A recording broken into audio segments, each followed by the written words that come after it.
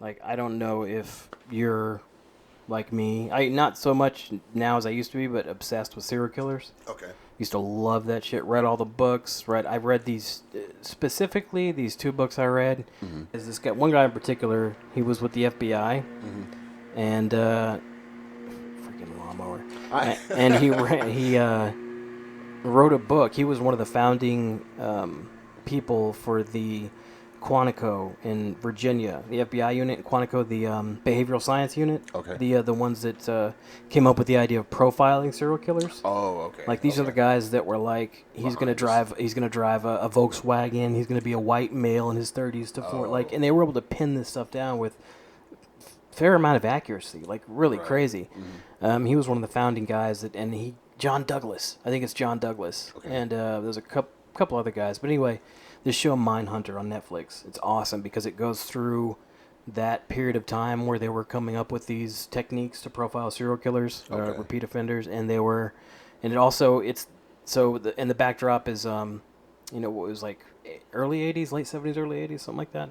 And also like juxtaposed between this storyline of these guys doing this is these serial killers, like BTK in particular. Oh, okay. Like it'll just have this small segment, like the first season began with this guy, this nerdy looking guy with glasses, sort of looking at this house, and you just got this weird, tense, eerie feeling, like he was casing or something, and then it just cuts off, starts the story, and then this season began with this woman, and the BTK thing doesn't ever get mentioned. It's just like something that's going on in the background. Okay. Like they haven't come across it.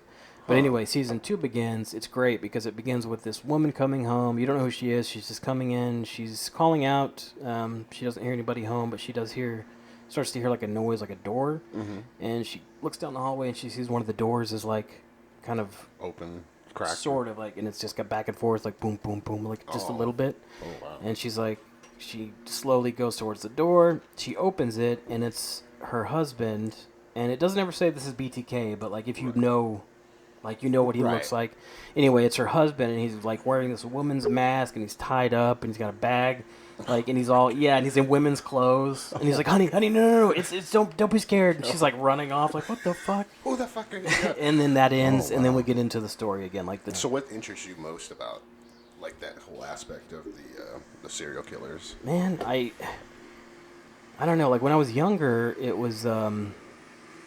I don't know, like, I think a lot of people, like, when you first hear about these people, there's almost a supernatural, like, or at least there's a, I don't know, it's almost like an otherworldly, like, when you're young anyway, at least in my case, it was almost like this, like, evil. Like, this is pure evil. This is, like, you know, and these guys are, but then, now that I'm older, I'm still really interested in that stuff, but now it's just... more about the psychology. I don't see them as supernatural. I don't see them as otherworldly. In fact, I see most of them as really, like, broken, horrible human beings. Some of them I feel sorry for, some of them I don't. Right. But I see, like, I'm just interested in the psychology of it. Like, what does nature versus nurture? Yeah, okay. How much of this is were they born with, and how much of this, and it seems to be a mix of both in all cases. It seems to be. Right. It seems to be like, some wire, a little bit of wiring was off in this person's head, but then also they had a shitty home life. Yeah. Like, it seems like in some of these cases, it could have gone another way if they had been loved and taken care of. But then there are people like Bundy, who I believe had a good childhood. Like, he had a decent childhood. But his aunt remembers waking up one time when he was 3 years old. She wakes up and he's standing by the bed silently, and he's got knives on the bed, like, laid out beside her. Oh, it's something out of a fucking movie, dude. Right? Like, well, that's, movie material shit right there. Yeah. But it could have just been, they have no empathy. Yeah. And they have this weird, like, power. It's always about power with these people. Right. I don't know. It's just really interesting to me.